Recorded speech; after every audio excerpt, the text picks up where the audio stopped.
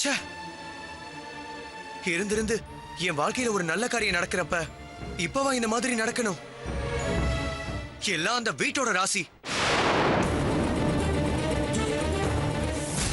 வேற வழி இல்ல. அந்த ரூம் லாக்க பிரேக் பண்ணிட்டு சர்ச் பண்ணுங்க. Do what I say. Okay sir. Constable come on sir.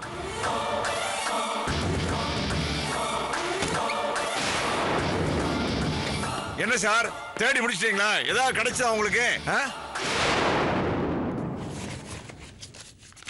இதுக்கு என்ன சொல்றீங்க?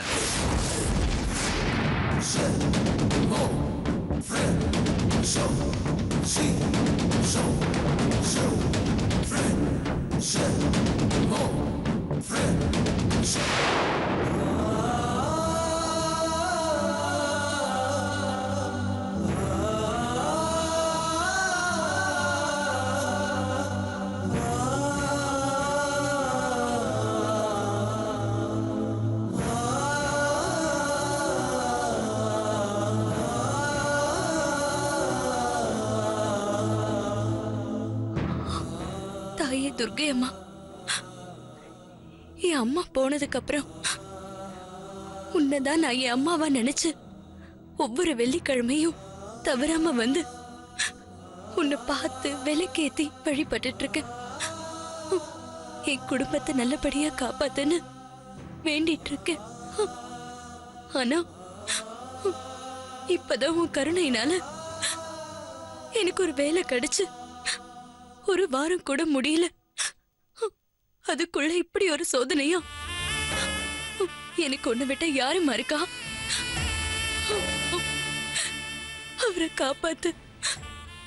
சுயநினைவு இல்லாம இருக்கிற அவருக்கு நினைவு திரும்பணும்.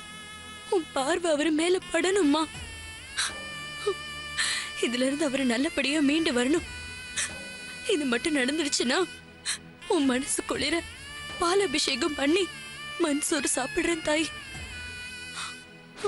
அவரை காப்பாத்துமா.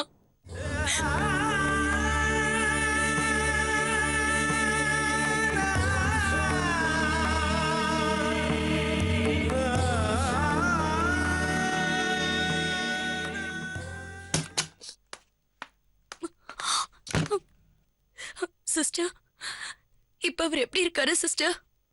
அடிப்பட்டு இங்க வந்ததுல இருந்து அவரை பார்க்க முடியாம துடிச்சுக்கிட்டு இருக்கேன். அவரை ஒரே ஒரு தடவை பார்க்கணும் சிஸ்டர். ப்ளீஸ் சிஸ்டர், உங்க கையை காலா நினைச்சு கேக்குறேன். Please sister. இப்ப அவரோட பிபில நார்மல் ஆயிடுச்சுமா. பின்மண்டில ரத்தம் கட்டி இருந்தது மட்டும் சரியாயிட்டா பிரச்சனை இல்ல. இன்னும் மயக்கத்துல தான் இருக்காரு. 1 or 2 hours கான்சியஸ் வந்துடும். நீங்க இவ்ளோ கண் கலங்கறதுனால உங்களை அலோவ் பண்றேன். 2 minutes தான். பார்த்துட்டு உடனே வந்துடணும், புரிஞ்சுதா? இல்லனா டாக்டர் என்னதான் திட்டுவாரு. சரி வாங்க. வா.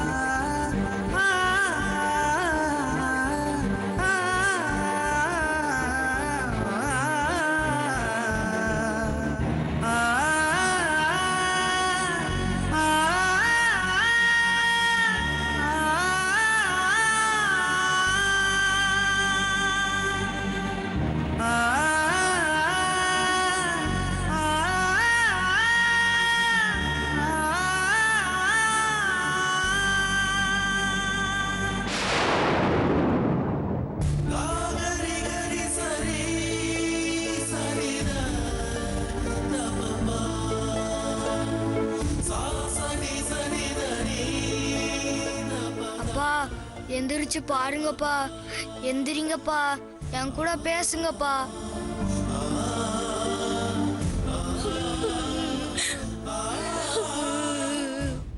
அப்பா, அம்மா அழுறாங்க பாருங்கப்பா, எந்திரிங்கப்பா, கண்ணை திறந்து பாருங்கப்பா.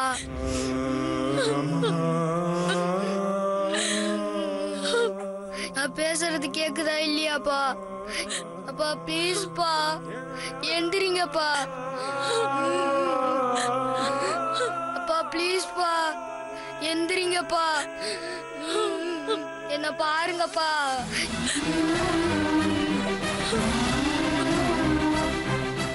என்ன பாருங்கப்பா.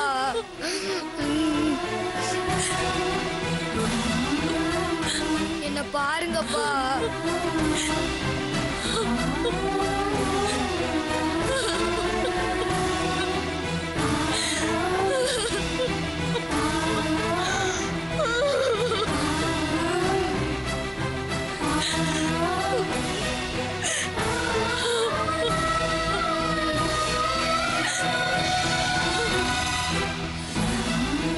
பாருங்கப்பா, கண்ணை திறந்து பாருங்கப்பா.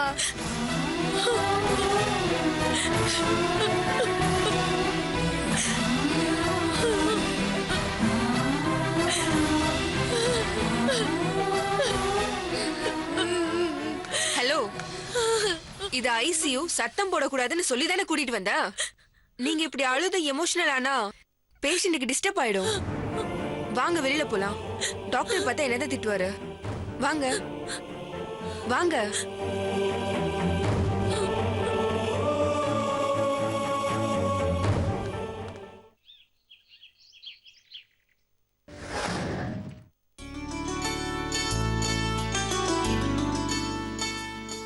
சந்தியா,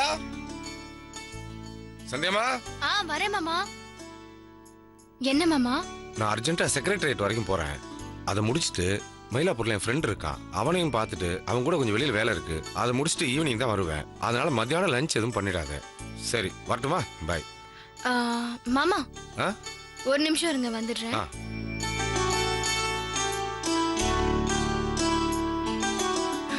மழை வர மாதிரி இருக்கு, கொடை எடுத்துட்டு போங்க மாமா. தேங்க்ஸ்மா.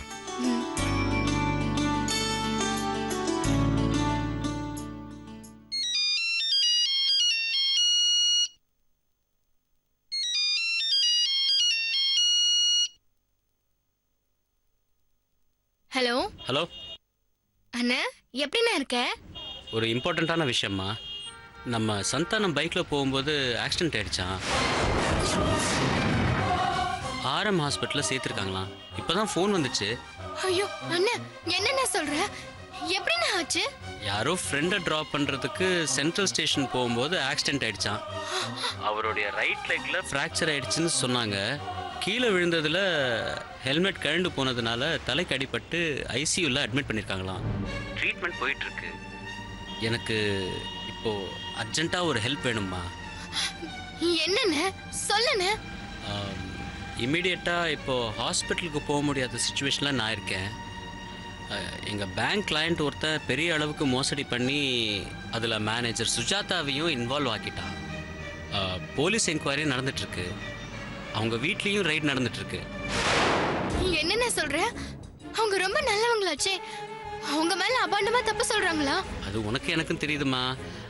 ஆனால் போலீஸோட பார்வையில் அவங்கள சந்தேகப்படுறாங்க. இதில் விஷயம் என்னன்னா, வர்ற சண்டே அவங்க தம்பிக்கு திடீர்னு கோயம்புத்தூரில் மேரேஜ் ஃபிக்ஸ் பண்ணியிருக்காங்க. அவங்க வீட்டில் அப்பா அம்மா தவிர எல்லாரும் கிளம்பி போயிட்டாங்க. பாவம், அவங்க ரொம்ப பயந்துருக்காங்கம்மா. என்ன கொஞ்சம் கூட இருக்க முடியுமான்னு கேட்டாங்க. இந்த நேரத்தில் இப்படி ஒரு பிரச்சனை. சிவாவை அனுப்பலான்னா பேங்க்ல என்கொயரி போயிட்டுருக்கு. அவனை காண்டாக்ட் கூட பண்ண முடியல. அர்ச்சனாவுக்கு உடம்பு முடியல. அவங்க வீட்டில் ஏதோ கோயிலுக்கு உத்திரமேரூருக்கு போயிருக்காங்களாம். நந்துவுக்கும் ஃபோன் பண்ணேன், அவரும் எடுக்கல. அதான் விஷயத்த உனக்கு சொல்லி உன்கிட்ட ஒரு ஹெல்ப் கேட்கலான்னு ஃபோன் பண்ணேன். என்னண்ணே இது? ஃபார்மலாவே பேசிட்டு இருக்க. என்ன பண்ணணும்னு? என்னால் ஹாஸ்பிட்டலுக்கு போக முடியாதுமா.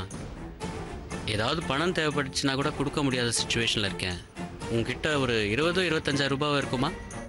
இருக்குன்னு பீரோ லாக்கர்ல எமர்ஜென்சிக்குன்னு அவர் வச்சிருக்காரு. அது அவர்கிட்ட இன்ஃபார்ம் பண்ணிட்டு பணத்தை எடுத்துக்கிட்டு ஹாஸ்பிட்டல் போறியா? அங்கே போயிட்டு என்ன நடக்குதுன்னு எனக்கு ஃபோன் பண்ணு. அதுக்குள்ளே இங்கே என்ன நடக்குதுன்னு பார்த்துட்டு நான் நேராக அங்கே வந்துடுறேன். உனக்கு ஒன்றும் கஷ்டம் இல்லையே? அங்கே பிருந்தா பாவம், அங்கே தனியாக எப்படி கஷ்டப்படுறாளோன்னு எனக்கு ஒரே டென்ஷனாக இருக்குமா. ஃபோன் பண்ணி கேட்க முடியல.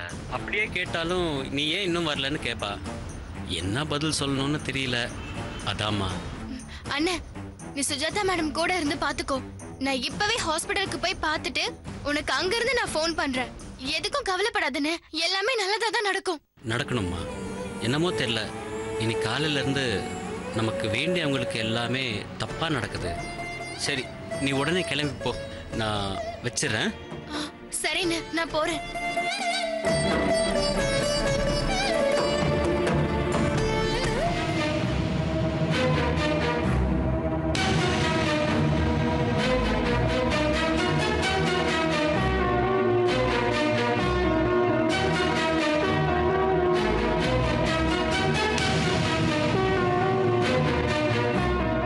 என்ன மிஸ் சுஜாதா, உங்க தம்பி பிரகாஷ் ரூம்ல வேல்யூபிள் திங்ஸ் ஒன்னும் கிடைக்காது, தேடுறது ரொம்ப வேஸ்ட்னு சொன்னீங்க. இந்த 2 லட்சம் ரூபாய் பணம் உங்க தம்பி ரூம்ல இருந்தது. எல்லாமே பேங்க் பண்டல்ஸ். இந்த பணம் எப்படி வந்துச்சு? எப்ப பேங்க்ல இருந்து டிரா பண்ணீங்க? உங்ககிட்ட எவிடன்ஸ் இருக்கா? கல்யாணத்துக்கு ட்ரெஸ் எடுக்கிறதுக்கு மாமா வந்து ஒரு 3 lakhs அனுப்பியிருக்காருக்கா.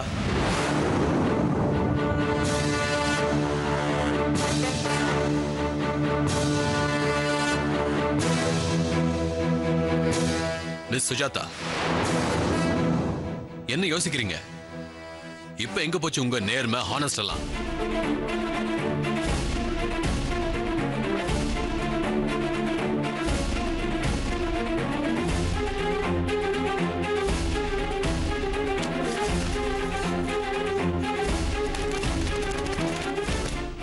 இந்த கரன்சிய அபிராமபுரம் கனரா பேங்க்ல இருந்து டிராப் பண்ணிருக்காங்க. நீங்க அந்த கனரா பேங்க்ல ஆர்கே குரூப் ஆஃப் கம்பெனிஸ்க்கு ஏதாவது சேவிங்ஸ் அக்கவுண்ட் இருக்கா, கரண்ட் அக்கவுண்ட் இருக்கான்னு போன் பண்ணி தெரிஞ்சுக்கங்க. Yes sir. சார், நீங்க நினைக்கிற மாதிரி இந்த பணம் சுஜாதாவுக்கு தவறான வழியில வந்த பணம் இல்ல சார். ஆக்சுவலா இந்த பணம் என் பையனுக்கு. அப்பா ப்ளீஸ், நீங்க கொஞ்சம் பேசாம இருக்கீங்களா? நீங்க எதுக்கு அவர் பேச வேணாம்னு அப்ஜெக்ட் பண்றீங்க? நீங்க சொல்றீங்களா? நீங்க இப்படி மௌனமா இருக்கிறத பார்த்தா நீங்க தான் குற்றவாளின்னு தோணுது. இது ஏன் ஆர்கே குரூப் ஆஃப் கம்பெனிஸ் கொடுத்த கமிஷன் பணமா இருக்க கூடாது?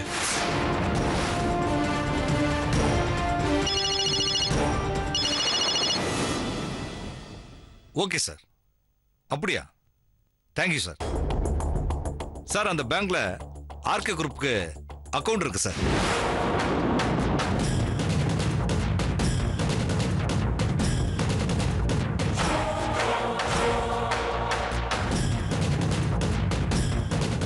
Well done Miss Sujatha, good show. இதுக்கு மேல பேசுறதுக்கு ஒண்ணும் இல்ல. அந்த ஆர்கே குரூப்புக்கும் உங்களுக்கும் பர்சனல் ரிலேஷன்ஷிப் இருக்குங்கிறது உங்க அப்பா அங்க வேலை பார்க்கறதும் இந்த அக்கவுண்ட்ல வராத பணமும் ப்ரூவ் பண்ணிடுச்சு. வேற வழி இல்ல, அரஸ்ட் வாரண்ட்டுக்கு ஏற்பாடு பண்ணுங்க. சார் சார், தயவு செஞ்சு நான் சொல்றதை கேளுங்க. எனக்கும் இந்த பணத்துக்கும் எந்த சம்பந்தமும் இல்ல. என்னால அதை ப்ரூவ் பண்ண முடியும்.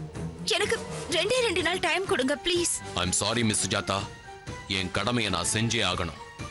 Get the warrant.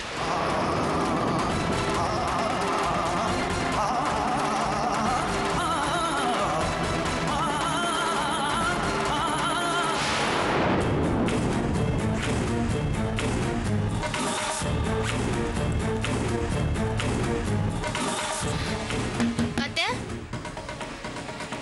அத்தை,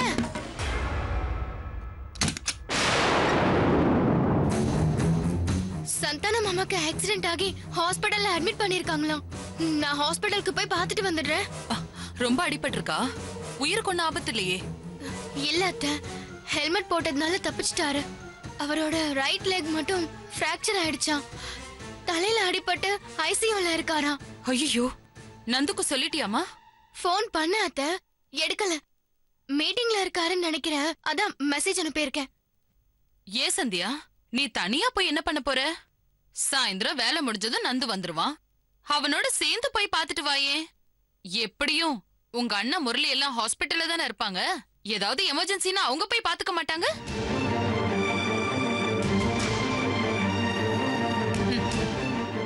என்ன யோசிக்கிற? அவ வந்ததுக்கு அப்புறம் போலாம். போய் வேலைய பாரு. இல்ல அத்தை, இப்ப நான் அவசரமா போய் தான் ஆகணும். இப்ப முரளி என்ன ஹாஸ்பிட்டல்ல இல்ல, அவரு வேற ஒரு ப்ராப்ளத்துல மாட்டிட்டு இருக்காரு. அதான் முதல்ல என்ன போக சொன்னாரு. ஏன் என்னாச்சு உங்க அண்ணனுக்கு? எங்க அண்ணன் பேங்க்ல ஏதோ போலீஸ் என்கொயரி நடக்குதாம். அவரோட ஒர்க் பண்ற மேனேஜர் சுஜாதா வீட்லயும் ரைட் பண்றாங்களாம். அண்ணனை சுஜாதா கூட இருக்க சொல்லிருக்காங்க. அதான் அண்ணன் அவங்களுக்கு மோரல் சப்போர்ட்டா அங்க இருக்காரு. இது என்னடி கதையா இருக்கு? சொந்த தங்கச்சி புருஷன் அடிபட்டு ஹாஸ்பிட்டல்ல கிடக்குறான். அத போய் கிட்ட இருந்து பாக்குறத விட்டுட்டு யாரோ மேனேஜர் வீட்ல ரெய்டுங்கறத போய் பார்த்துட்டு இருக்காராம். இதெல்லாம் நல்லாவா இருக்கு? அவனே அக்கறை இல்லாம இருக்கும்போது நீ எதுக்கு சுடு தண்ணிய கால்ல ஊத்திட்டு அலைஞ்சிட்டு இருக்க? அத்தை, அங்க பிரச்சனையே வேற மாதிரி இருக்கு அத்தை. என்ன? வர சண்டே சுஜாதாவோட தம்பிக்கு கோயம்புத்தூர்ல கல்யாணம் நடக்க போகுது. அவங்க ஃபேமிலி எல்லாருமே அங்க போயிட்டாங்க. இவங்களை அரெஸ்ட் பண்ண போறாங்கன்னு பேசிக்கிறாங்களாம். இப்படிப்பட்ட சூழ்நிலையில அவங்க கூட இருங்கன்னு சொல்றப்போ அண்ணன் எப்படி அவங்கள விட்டுட்டு வர முடியும்? அதனாலதான் முதல்ல அண்ணன் என்ன போக சொன்னாங்க. அங்க நிலைமை என்னன்னு பார்த்துட்டு உடனே வந்துருவாங்க. ப்ளீஸ் கொஞ்சம் புரிஞ்சுக்கோங்க. மத்த விஷயங்கள்லாம் நான் போயிட்டு வந்து சொல்றேன். உங்களை வேண்டி கேட்டுக்கிறேன், என்ன போக விடுங்க. இங்க பாரு, நான் ஓ நல்லதுக்கு தான் சொல்றேன். உன் அக்கா பிருந்தா ஒன்னும் விஷயம் தெரியாதவ கிடையாது. அவ ஒரு ஆள் போதாதா ஹாஸ்பிட்டலையே உண்டு இல்லைன்னு பண்ணிர மாட்டா. நீ போய் பார்க்க வேணாம்லாம் சொல்லல, அந்த பாவம்லாம் எனக்கு வேணாம். ஆனா அவசரப்படாம நந்து வந்த உடனே போன்னு தான் சொல்றேன். என்ன யோசிக்கிற?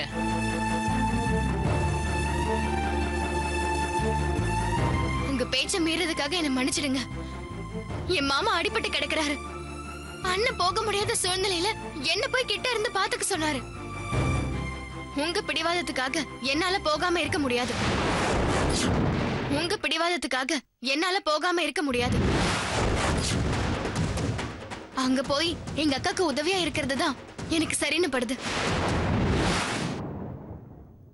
நீங்க என்ன தப்பா நினைச்சாலும் பரவாயில்ல, நான் கிளம்புறேன்.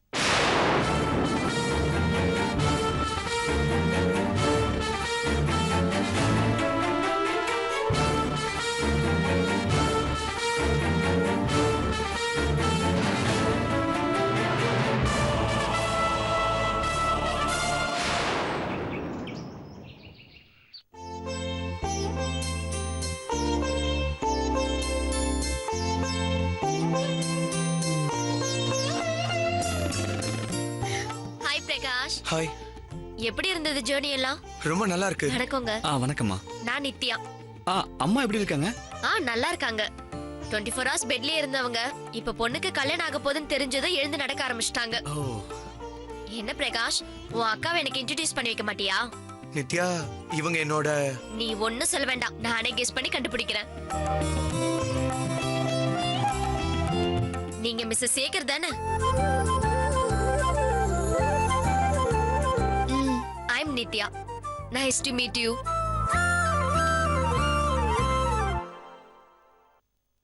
உங்களை ஐஸ் வைக்கிறதுக்காக சொல்றேன்னு நினைக்காதீங்க.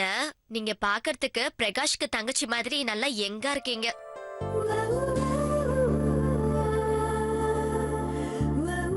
அப்புறம் உங்க ஐஸ் கூட பளிச்சுன்னு நல்லா சூப்பரா இருக்கு.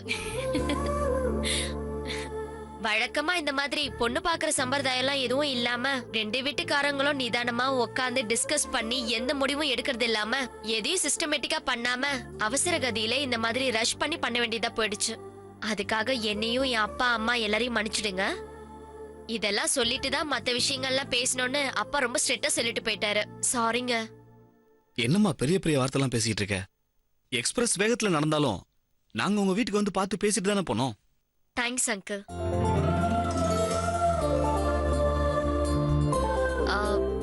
பிரகாஷ், நான் கேட்க மறந்துட்டேன். எங்க உங்க சுஜாதா அக்கா, அத்தை மாமாலாம் வரலையா?